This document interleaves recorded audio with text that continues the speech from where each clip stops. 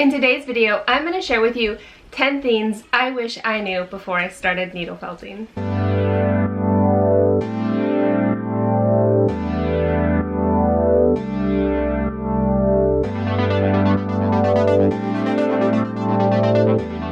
Hi everyone and welcome to today's video, 10 things I wish I knew before I started needle felting. My name is Iceland and on this channel, Snowflake Forest Felting, I share needle felting videos, have needle felting tutorials, and share product reviews from time to time. So if you're new and this interests you, please consider subscribing. And if you want to know more about anything you see here on this channel, be sure and check the links down in the description below this video or leave a comment. I'd love to connect with you there. So let's not waste any time and get right into these. Number 1, patience is key.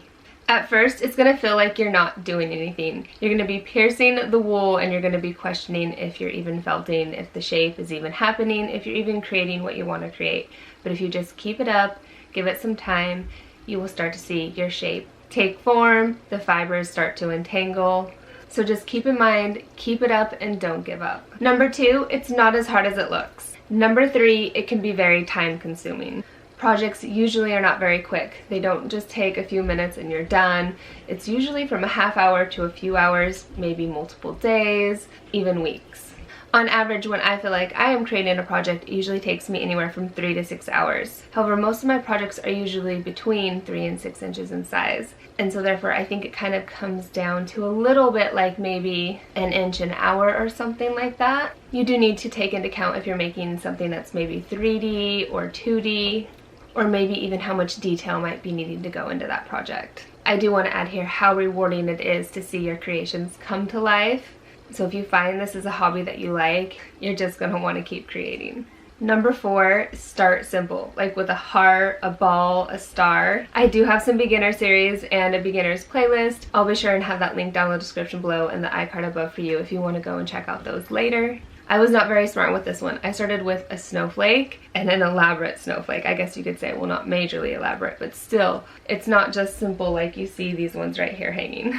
I'll show you a photo here. And remember, this is a craft, and usually with crafts, you need to take some practice and you start smaller and work up with your projects. Number 5, use a core wool. It will make it easier to shape your project. And if you're looking to learn a little bit more about core wool, I did make a video. I'll have that link down in the description below for you too as well to check out. Basically, it's just a blend of fibers, and then therefore you're not using your colored wool, which can be a little pricier or stiffer to work with.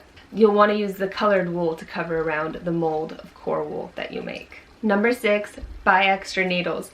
They're gonna break, and it happens, and you won't want to be out of needles mid-project waiting for them to show up or having to run to the store to get some. And this gives you an opportunity to try other needles and see which ones you might like best. Number 7, don't try to make just one giant piece.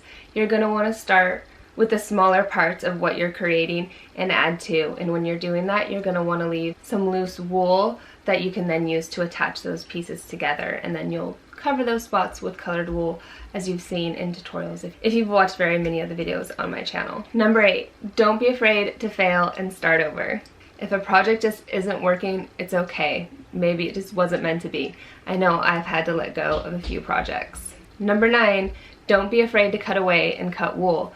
Maybe that project that you thought might need to be thrown away could be saved if you just cut a piece out and then blended the fiber over it, maybe using the color that's needed in that area. Number 10, I wish I knew to just get started sooner. I really had no idea how much fun I was going to have when I started.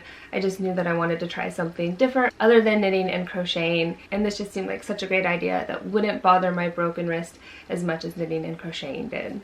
And I love how much of a fun way it is to be creative, that it continues to challenge myself and my mind. So if I could say anything, just get started. Give it a try. Just get yourself some wool, needle, and a foam pad, and if you're looking for where I get my supplies or don't want to learn anything more about that, be sure and check the links down in the description below. I hope this video helps you. If you think it might help someone else, please be sure to share it. As with all my videos, if you haven't subscribed yet, please consider subscribing. Leave a comment down below. If you think there's something you think I should make next, I might just make it. Thank you so much for watching. Happy felting, and I'll see you in my next video. Bye!